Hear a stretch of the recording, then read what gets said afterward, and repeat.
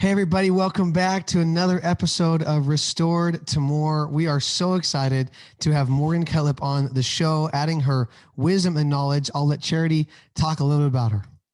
Dr. Morgan Cutlip earned her master's in human development and family science from the Ohio State University and her doctorate in counseling psychology from the University of Akron.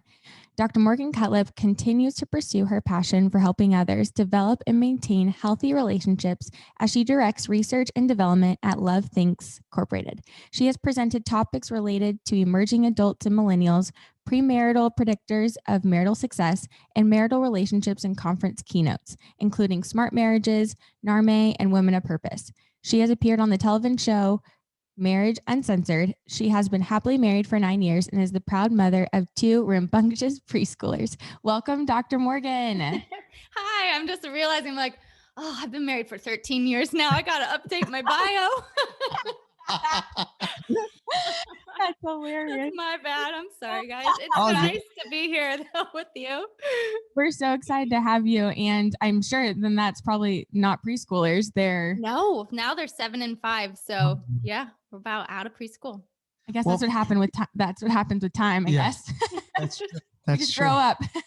Well, we'd love to hear a little bit about just you. I know that we have taken time to listen to what you have and to put that together. But for those that don't know your story, can you share with us a little bit about your background and how you got to where you're at today? Yeah. So my interest in this field really started when I was about 5 years old. My dad and I worked together actually. And when I was very young, he went back to school to study psychology, and I would go to classes with him sometimes. It would be like a special day with dad, and I would take a briefcase full of candy and crayons and paper and sit in the classes and take notes. And we would play this game where he would give me a case and ask, how would I help this family or this child, and what would I do, and what would my intervention be? And it became just like this fun thing we would do together. And I feel like those are some of my most favorite memories with my dad. And it just sort of kept evolving over time. He started creating relationship education curriculum and would go speak to churches and to at different conferences, and I would go too. And then we started speaking together, and then we started working together in a more official capacity. And so my educational path just really kind of mirrored my desire to work with him to add to what he has created, and just grew up. I mean, we say like family background impacts us, but like absolutely for me, I was completely shaped by these experiences with my dad early on, and we've been working together ever since. What do you think it was about it that was like the most attractive? Because it's a big deal to like follow in a parent's footsteps. I'm sure you get that a lot, where most people would grow up and be like, oh, I don't want to do what my parents did, or they would run the opposite direction. But you like followed the exact footsteps, and then working together in a professional relationship. That's pretty amazing. What was it about it that really led you to do that? I think it's layered. I mean, I think on one hand, I really like critical thinking and problem solving. So I found that really attractive. I like to teach. And so I always liked the critical thinking part of psychology, but the teaching aspect of what he did. And just people struggle in their relationships. I, on internship, worked at a college counseling center and just would work with so many young adults who just really had never even taken time to reflect on like what they want out of a relationship. It sort of is this, relationships are this thing that people a lot of times feel should be intuitive. And that's lovely and nice, but they also require a lot of know-how and a lot of work. And so I just witnessed so many people through life struggle in that way and have just a deep kind of heart for that. Wow, that's amazing. Yeah, I feel like, just to echo what Clem was saying, I feel like so many of us have learned what they don't want to do. They're like, oh, I learned what I don't want to do, how I don't want to act. So what an incredible story. When did you said you had started speaking with him? I'm just curious, what age did you guys start speaking together? So I actually spoke, he was teaching at a school, a university in Ohio. And I think I was 6, and I did a presentation on Freud. Yeah, I was kind of a nerd about it. But in like for real, at a conference for a keynote, I think I was maybe in my mid 20s is when I really started speaking with him. Yeah, I had some education behind me and stuff. Are you an only child? No, I have a sister. Wow. She doesn't work with us. Wow. She's a nurse. Wow. Yep. She just wasn't kind of interested in it, but you were just more attracted to it. I think different minds, different personalities. Totally. She's excellent at the hard sciences. It's not the way my brain works. Yeah. So we just have different sets of skills. I really appreciate what you said about most people think it's going to be an automatic, and then they get frustrated at that. I think Hollywood has set us up to believe that in part. And because we're so used to TV, I mean, even we talk about this with other parents, like our kids watch TV and they think that TV relationships are real relationships. And in that there's a script and then someone else wrote it and they're just acting out what was written. So there's no need for ugly communication or to like work out the details of there's no working at a relationship. I mean, it's happens naturally or it's not meant to be versus like, that's not really reality at all, right? Every relationship that's worthwhile, that's loving, takes time and work and all that for sure. Yeah. And I think that belief system, it really kind of promotes this passivity in our relationships then, where it's like, if we think it should be intuitive when it's not working out, just wasn't, like you said, just wasn't meant to be, or it is what it is. Kind of these like passive sort of statements about relationships that it's not realistic. And it's not how you're ultimately going to have these really healthy, happy relationships. And so it's important to understand that, they require some work and some effort. I love that. I could go off on this because this is so good. And it's like so important. We talk about this in the, because our audience is a Christian audience. We just speak freely and we don't ever try to cater to that. But a lot of our audience is that. Cher and I are Christians, and we talk about how a lot of times it almost feels like non-Christians have more fun in relationships. It's more exciting sexually. We talk about how the people that talk about enjoying sexual relationships are people that are in the secular world with their partners and stuff like that. And so I think as a kid, you grew up and you're like, well, which relationships do I want? Like, why isn't the Christian world talking about how awesome it is to be married? Because what you just said is so common in the circles that we've been in with Christians. It's like, yeah, it's just how it is. And there it is. And well, yeah, we don't have that, but that's how it goes. And it totally creates this passivity mindset versus like, hey, let's work towards something different. So yeah. And I would think that like, if you really looked at some research, or if you really like picked apart those beliefs about, oh, well, secular world has more exciting relationships, I would say that probably it wouldn't pan out to be even close to true. I mean, a lot of times with Christianity comes like a deeper commitment to self-improvement or to your marriage or to kind of learning about some of these areas. And I think that it really creates a nice, strong foundation for happy and exciting relationships. And I mean, the secular, like singles in general, I think right now are feeling very scared of commitment and worried and fearful, and maybe they're having sex or something, and maybe that is exciting to some degree, but I think in the end it leads to actually a lot of heartbreak and feeling even more lost about how to move forward and finding a happy and healthy relationship. So totally. true. I wanted to ask you about is the 7 different affairs that you talk about. Could you we're going to try to rein it back in. Can you hit up? Yeah. Let's talk about that a little bit. And we'd love to hear from you. Yeah. So this isn't my content. So if you start searching some of this stuff out, you'll find, 7, 9, 8 or something like that. But in general, this kind of captures the majority of different types of affairs. So we have the emotional affair. This may or may not include any physical relationship. Usually the emotional affair is just connecting on some emotional level. There's the romantic, which is the emotional and the physical. The one night stand, which sometimes people call this the accidental affair. So you kind of, your inhibitions are lowered in some way and you end up having a misstep type of thing, which like, how does this happen? But it happens. The repeat offender, these are the people who continue to cheat over and over again. Maybe you repair and they cheat again, repair, cheat again.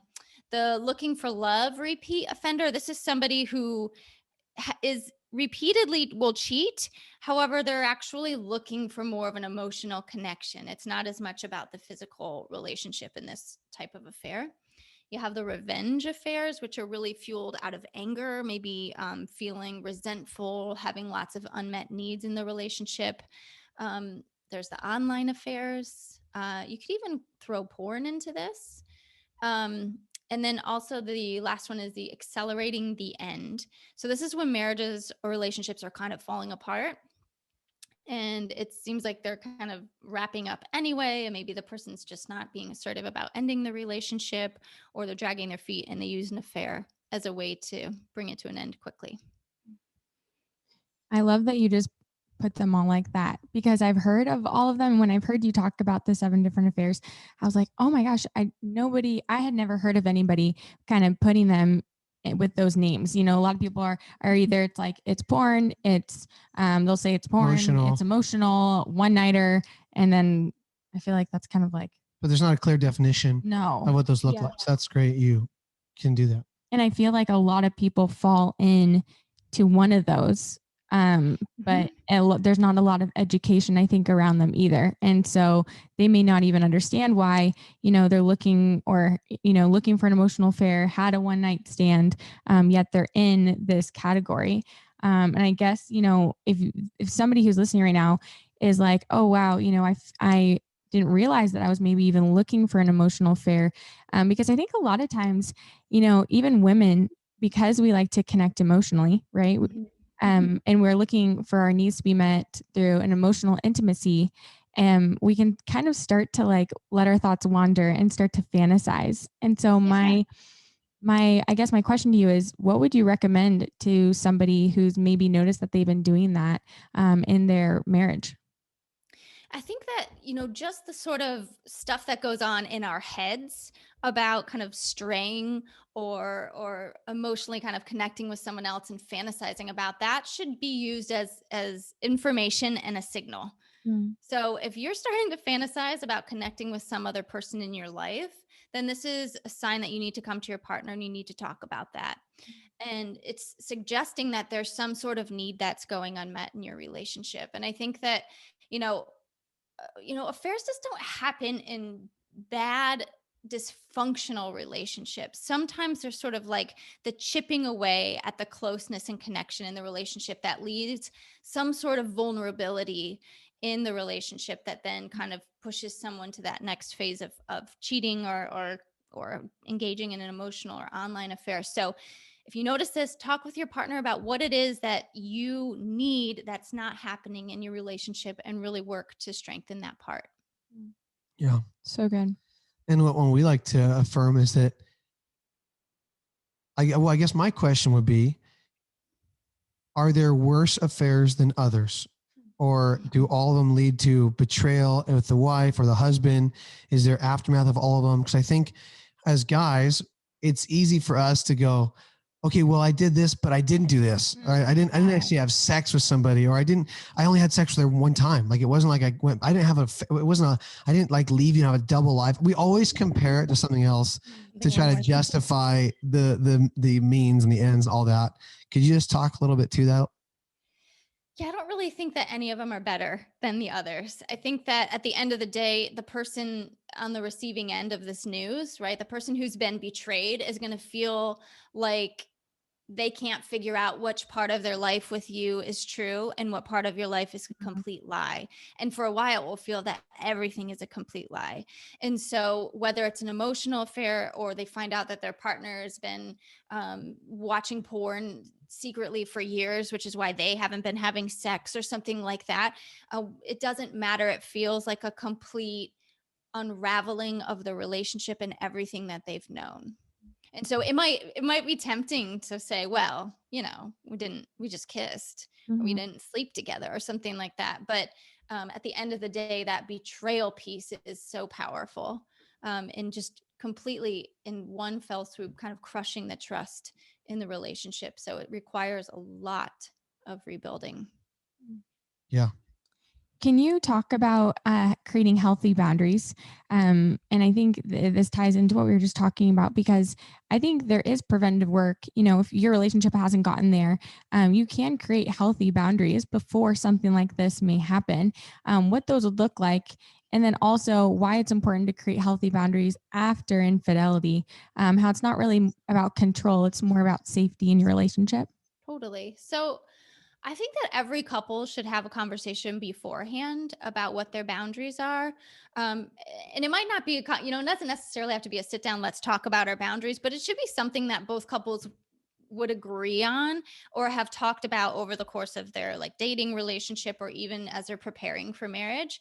So things like, do we share our passwords with each other? Is it a big deal if I pick up your phone and look at your phone? How are you going to handle uh, work relationships? What do those look like? Who do you spend time with alone? Like, for example, my husband travels a lot for work, but we've talked about like, there's never a time he would ever be at a meal alone with another woman. Like, he just would never do something like that, or all the people he's worked with, he's introduced me to. Or so you just want to come together and kind of negotiate what feels comfortable for you guys as a couple, but it's a really important thing to talk about. We also know each other's passwords. It's just not a big deal. There's nothing to hide.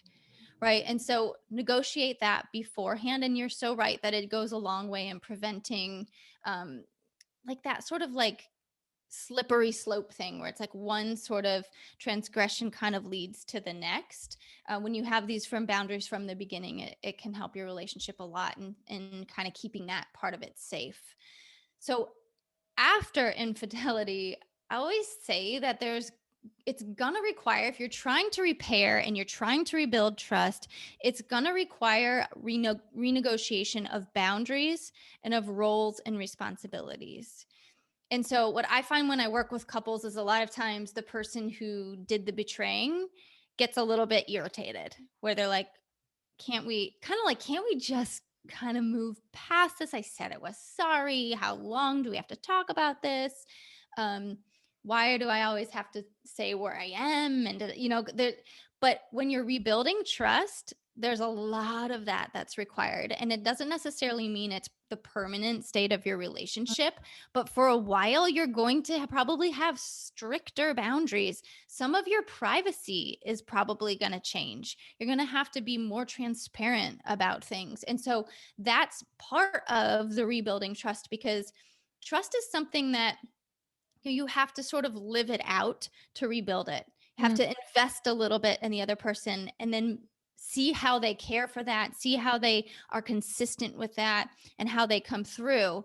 And part of that is seeing how they set new boundaries, is seeing, them being willing to give up some of that privacy. And so it's boundaries are such an important piece as you are kind of preventing infidelity in your relationship as well as repairing. So good. We talk with a lot of couples, and a lot of couples, it's exactly what you're talking about. More so the addict is frustrated and, just irritated that has to do one more thing. He's already doing a lot of stuff in his recovery, but it just feels like, man, can't, just like trust me. But it's those little steps of just saying yes to requests that are going to rebuild her safety. And it's not a sense of control. It's a sense of making her feel safe again. Exactly. And I think people kind of, when they're the person who did the betraying can sometimes minimize. Okay. Can you hear that? We heard that one. Just start your sentence over. Okay. I think sometimes the person who did the betraying can minimize how deep the distrust goes. So there's distrust now around the infidelity that occurred, but then also everything before is called into question. Mm-hmm. And so it's just so much more complicated than forgiving this one incident or this one affair, or this one thing. It's like, I have to reconstruct the way that I think about you and our relationship and our life together. And so it's going to take a long time. So when a major betrayal like this has happened, I mean, the process of forgiving is different than the process of rebuilding trust, but both of those things take a very long time. And a lot of times it requires processing the event and potentially some of the details of the event over and over and over. And so it's almost like that exposure type of therapy. It's like the more you're kind of exposed to it and you process it and you talk about it, the less intense it becomes. And so it's important that the person who was betrayed has the space to do that. And it becomes really hard for the person who did the betraying because it's going to conjure up those feelings of guilt. And it's hard to let somebody be angry at you for a very long time. But if you can handle that, that is the best way forward, and to allow enough time for the person to just be able to process it in a safe way. So good. I feel like that's totally true for me as I was really learning how to live without addiction. It was like so frustrating that my brain kept going back and I just had to keep processing it, and almost felt like I was telling the same story over and over again. And I opened share groups into my therapist and to my sponsor, and then again to the open share groups, and then my therapist. It just felt like, oh my gosh, am I ever going to get through this? But it was the consistency of exposure that really brought healing to it. And it almost like helped my brain make sense of it. And then I do think I needed a professional to ask certain types of questions to help me navigate that versus just someone just listening to me. But even Charity, you would say that in your sexual brokenness as well, you said that talking about it repeatedly and just focusing on it and going back there helped you get through it and heal from it as well. Yeah. Do you have any tips for creating that safe place for emotions? Because, I think we want to be that person that's safe for them. And there's a lot of high emotions going on, in both, right? The addict has a lot of high emotions, the betrayed has a lot of high emotions. And if we want to create that safe place for them to communicate their feelings, do you have any tools or tips that you could share with us? I mean, I think that, when you're walking through a major betrayal, it's always good to involve a professional, because it's just a tricky thing to navigate. And when you're in the midst of like the middle of a storm and in the middle of this intense crisis, it's really hard to see through it. And so if you can bring in a professional, that is one of the best things that you can do. I think, if you're just sitting with your partner and you're trying to give them the space to talk about this, part of it is like you just got to take it in without having much reaction. So you might be apologizing multiple times. You might be just restating. I mean, it's all of those good communication skills that all relationship experts talk about. How do you restate things? How are you an active listener? It's just doing a lot of that without the buts, without the, well, it wasn't a big deal because this happened, and getting back into kind of justifying or arguing or feeling defensive because you feel like you're getting attacked. It's sitting with it, taking it without much reaction, and knowing, this is why it's good to involve a professional, because I'm saying, knowing that at some point this won't be your normal anymore. However, there are some people that can get stuck in that rumination sort of place in the rebuilding process and the forgiving process. And so that's where professionals like really good to provide some perspective and to kind of help walk you along. I mean, if you are recovering from a massive betrayal, from some sort of addiction that's been very pervasive in your life, some sort of infidelity, I mean, it can take months, a year to get through a lot of this sort of forgiveness and rebuilding trust. But it's good to have some perspective from a professional. Yeah. Can you share why? I've heard you talk about this before and I'd love to hear it on the podcast, but can you share why too many details with the betrayed would help or possibly not help them? How to find like that healthy balance? Yeah, I think this is a tricky one. So some professionals say you got to tell everything. And I would give the caveat, like, you need to tell everything that your partner wants to hear.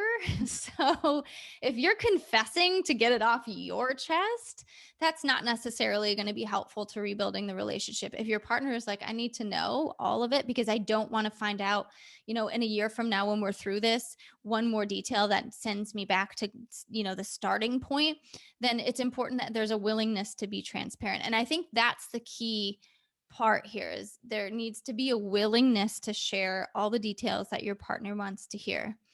I think there's some individual responsibility that's necessary on the side of the person asking for the details to kind of know thyself a bit. If you're somebody who's going to hear all the details and then again kind of ruminate, obsess, kind of get stuck in that space, then it's important to set a bit more boundaries around that. It requires again having some insight into yourself, and so it can be a tricky thing to navigate, but again, a professional gets real helpful at this point. But you know, really knowing yourself and having a partner who is willing to disclose all of the details that you're asking is so important, because if you're trying to recover from some sort of betrayal and you have a partner who is hiding stuff or who is like not wanting to disclose, it just arouses more suspicion and mistrust. Yeah. Yeah. Yep. So good. Well, I would like to make a transition, if that's okay. And it's going from talking about this betrayal to a thriving relationship, which we know is like your specialty, which is how to go from just a surviving marriage to a marriage that is awesome, that is kick butt and amazing. And I guess because I think that's where, again, Charity and I have worked at getting there. And I feel like we're still on our journey. I feel like we're always going to be on a journey in our marriage as to getting it better and better. And that question is, how do I go from my marriage being like, okay, to being like, wow, this is exciting and it's awesome and I'm grateful and we're abounding. So I guess my question would be, what do you see is some of the main character differences between a marriage that is thriving and a marriage that's kind of stagnant, kind of just like blah? Well, that's a big question, actually. I know. I'm sorry. I wasn't on the notes. I didn't give it to you beforehand. I'm sorry. I can answer it. I was thinking, well, at first I was thinking, is it about people who've been through a betrayal? But you're saying just in general, how do you have a thriving? Or if you'd like to go with the betrayal, of course you can do that as well. It's whatever. Well, I'll answer the broader question. So I think if I had to pinpoint one thing, it's having two partners who are both active managers of the relationship. So I think, relationships they're like alive, dynamic things that kind of have these ebbs and flows. I mean, you guys just moved, you're getting accustomed to a new location, probably getting your kids situated, unpacking, you're working. So there are things in life that will just naturally imbalance our relationships, that will kind of pull us apart. So I think one of the biggest issues for couples is that they move from one thing that pulls them apart to the next. Work's been really busy. Oh, I got a promotion. Oh, this happened. We had an illness in the family. And before you know it, it's been like 10 years of things going on that continues to pull the couple apart. They're almost living in this kind of routine, sort of just, mechanical sort of existence together. And these things can start to erode at the closeness in the relationship. Without you really even being aware of it. And then, 5-10 years down the line, you look back and you're like, either we don't know each other anymore, we've grown apart, or we're feeling out of love, or maybe there's a big event, like at that point, a betrayal or an affair or something can happen. So when you have two partners, though, that can recognize, yes, life's going to pull us apart. We're going to be constantly kind of battling this uphill battle to maintain our closeness, but we're both committed to that. Then you have, I think, the chance and just a higher likelihood of having a thriving marriage, because both these partners are going to be involved in checking in with each other. How are we doing? I'm feeling kind of distant. What can we do to repair that? What can we do to get some more quality time together? We've been busy lately. How can we connect? I miss you. They're checking in with each other and sort of recalibrating their relationship over and over and over, because we have to constantly be doing it over and over if we want to have a thriving relationship. So if you have two invested partners who are paying attention, checking in, and committed to maintaining that closeness, I think your relationship will be incredible and fun and invigorating. That's so good. And I feel like that directly applies even to couples who are going through betrayal, because it's really like, are both people willing to get on the field and get in the game to rebuilding it? Or is it just like, I think what we see is a lot of couples, the betrayed is looking at the betrayer to fix everything. Like, hey, you mess this up, so get on the field and fix it. And in reality, it takes both. I mean, and that's the thing that's hard to talk about when it comes to betrayals, especially infidelity, is that not always, but a lot of the time, there were vulnerabilities in the relationship that existed for a long time before the betrayal. And so, if you have two partners who can get in there and do that hard work and kind of like lift the hood on the relationship, we're in this really horrible spot and you chose to do a bad thing, and that was completely your decision. I didn't make you do that, but we had all these vulnerabilities. This sort of like burning down of the relationship and really kind of rebuilding from the ashes, you can rebuild a relationship that is way more resilient, way more satisfied and loving than you could ever have imagined, because you're dealing with stuff that was just swept under the rug or kind of never dealt with for years, this hard stuff that led to these vulnerabilities. So I think, when people are in the midst of a betrayal, it's hard to see that. It's Yeah. hard to imagine that. And the feelings of love usually are not strong or even present, which is also normal when you're going through a betrayal. So it's important to remember, in the midst of a betrayal, there is hope if you're able to rebuild and hope for something better than you've ever had. And also that when you're in the middle of it, you're not going to feel in love. I hear this all the time when I'm dealing with couples who are going through betrayals. I just don't feel in love. Yeah, your relationship, you've been lied to, or you've been hurt, or you're crushed, you feel unsafe. And so during that time, your commitment becomes what you rely on really heavily as you rebuild these other aspects of your relationship, as well as your feelings of love. Mm. That was so good. I have a lot of women who I'm talking with, and they'll say, I just feel like I'm comparing myself to other relationships, and their relationships just look so good and so pretty. And, they don't have anything like, betrayal or infidelity. And I'm like, yeah, you're right. But everybody does have their own issues, and they're just sweeping them underneath the rug. Yeah. And you have the opportunity right now to go really deep and to build really deep roots so that when other things come your way in your relationship, you guys are going to look at each other and say, we can do this. We can get through this, because you've gone through probably one of the toughest things that you'll ever have to go through in your marriage. The resilience that you're going to be able to build together is something that is so beautiful. And I try and help some of the women that I'm talking to and coaching, like, to focus on that, because everything else can just look so defeating and so overwhelming. But if they can focus on the resilience and the strength, that they are going to gain from it, it is such an opportunity to be able to push through in that moment. Yeah, you're absolutely right. I think something else I think is important to remember in these moments. Well, number one, you never know what's going on in other people's relationships. I think a lot of people who are going through betrayals can present like a really pretty picture on the outside. And so it's important not to draw too many conclusions about these other relationships, like you're reminding these women.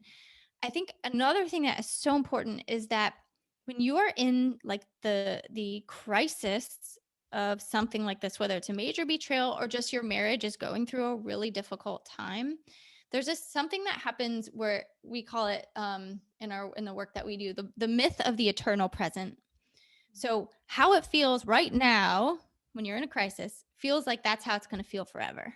And so it's hard to have any perspective when you're like, this, I can't imagine ever loving them again. I can't imagine ever trusting them again. I can't imagine ever feeling good in this marriage again. And I always try to encourage couples I work with, like, let's choose a date in 3 months to reevaluate whether you're going to stay or you're going to go. And for those 3 months, you're just going to work on it, because if you're stuck in this myth of eternal present, there's absolutely no hope. And hope is so important when you're trying to recover from a major betrayal. And so remembering that just because it feels this way now doesn't mean it's going to feel this way forever. It pretty much never does. Yeah. And so to just use that to kind of ground people and have some perspective in that moment of, yes, it's really, really hard, but this is not your permanent existence. You will not live in this place for the rest of your life together. So good. So good. True. So good. And I think, yeah, I love what you said about, coming back and evaluating the relationship. Are there any tools that you point to repeatedly that you have found are really good for helping couples healthily evaluate where they're at or how they're feeling or if they're having their needs met. Because I mean, it's a definitely dicey thing for a husband who just betrayed their wife to say, yeah, there was things that you were doing that made me go to my addiction. Like, whoa, pump the brakes. Like, if I want to lose all of our listeners, I'll just say that right now, but I feel like that's what it comes down to. And the reality is that even before betrayal occurred, there was two broken people that got married. And are we willing to own our brokenness besides point fingers and blame each other? And then how can we work through that in a healthy way so that we're constantly owning our own brokenness and then trying to find ways to mature so that we can be in a healthy, growing relationship? Does that make sense? Yeah. And I think, what you're saying, like, oh, there were things that led to this, that becomes so challenging for a Oh yeah. couple to kind of get to that place. But if you're going to rebuild your relationship and be stronger than ever before, those are some of the conversations that have to be had. Now, do you want to start there? No. Yeah. No, like give it a minute before you start being like, well, let me talk about what you've done over the years. And this is also why it's really helpful to bring in a professional, because a professional can help to the couple navigate these difficult conversations and even pose some of those questions without the person who did the betraying having to kind of bring these things up. But it's so important to be able to discuss that stuff if you're really going to rebuild in a meaningful way. I think too, in our relationship, it wasn't always even things Charity did or didn't do. I'm sure there were things. If I really think about it, I know there were, but it was also the inability to be intimate. So for me, I know I had an intimacy disorder, and anytime something that rose up, it was um unwanted. It was just I would just medicate, right? You just turn to pornography, turn to masturbation, and let's just erase that bad feeling instead of confront her, and not knowing if she was a safe person to take that stuff to, right? When Charity is so good at fixing problems, right? Sometimes as a guy, we didn't want that. We just wanted someone to be with us in that pain. And you've grown so much. Thank you so much. You're so good. But, but at the same time, that was a big issue that I felt like she wasn't always a safe person to come to. And so instead of taking my pain to her, I'll just medicate it my own way and go out there. But it took us, like you said, it took us a long time to be able to even voice that to the spouse who was betrayed, for sure. I think like betrayals are so nuanced. Like I did like a post once about, is it true if a cheater always a cheater? And people had a pretty strong reactions to the concept that it could be something different.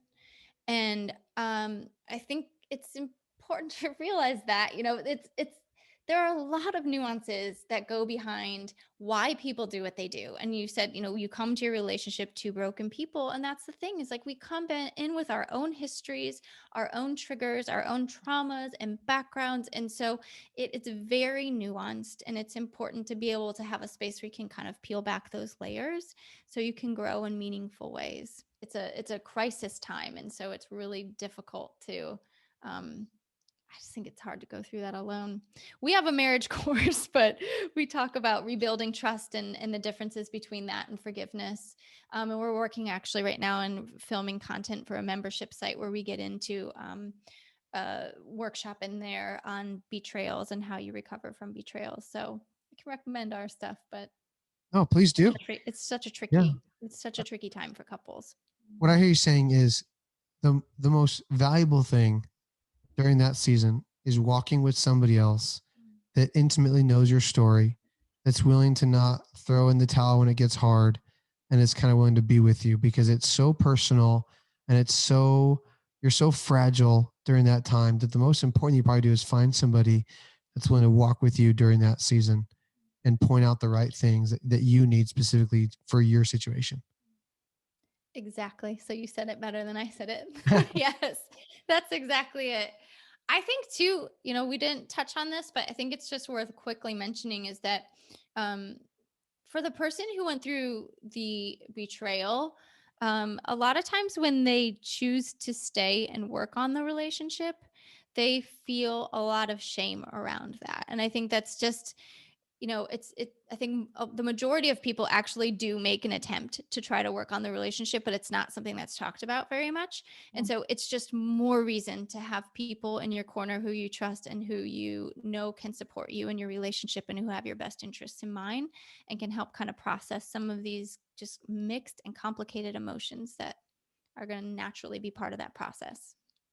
So good. Yeah, we totally believe that because they can make it or break it, right? A lot of couples come and they're vulnerable and they want to share their intimate story, and how a couple responds is going to literally, put them on a trajectory towards recovery and healing, or it could be just driven into deeper shame if they don't respond in a safe way. So totally. Yeah, that was definitely part of our story for sure. And we were very passionate about helping couples realize like, hey, you need to go to somebody who's going to be safe. Let's educate you on what a safe person is. Yeah. Yes. Yeah, because I've even heard from some people I've worked with, like, oh, parents are like, get out of there. Why are you staying? What are you doing? This, or friends. And so which just adds to the shame and the difficulty when you're trying to kind of repair and rebuild your trust in a relationship. And so, yeah, so important to have safe people. Yes. Well, can you tell us more about how our listeners can get plugged into what you guys are creating, what you guys are offering right now? We would love to hear about that. We'd love our listeners to know about it. Please take it away. Yeah, sure. So I'm on Instagram at My Love Thinks, where I do different relationship series. Also, we have a blog, which is mylovethinks.com, where we have longer articles and tons of free resources there as well. And then we have several online courses, one for singles, engaged couples, and couples. You can find it through the blog and mylovethinks.com. And we haven't gone live with it yet, but we're working on a membership site. So if you happen to buy a course before then, you will get grandfathered into the membership site at a very, very good price. That's awesome. How exciting. When is that coming out? I don't know. Hopefully in the next couple months. We're just I'm trying to get as much on there as possible right now, so it feels like a really good value. And we're just excited to offer something that's affordable. I think a lot of courses are pretty pricey. And while it's totally worth it because counseling is very expensive, I think people feel hesitant about if they're going to get enough value. So we're really wanting to make sure there's a ton of value at a really affordable price. So anybody can access the information. That is so cool. It's really I'm cool. You excited guys for it are to come out. making it that accessible by people for sure. So, well, thank you so much for being on the show. It is such a pleasure chatting with you and hearing your wisdom and insight. Really grateful for all you're doing. You are doing a good work for sure. And there's a lot of Thank you so much for having me. It's so nice to meet you guys. Of course. Yeah. Thank you. I'm excited for our listeners to hear this episode. I know that they're going to be super blessed because we were blessed. So thank you so much. Thank you.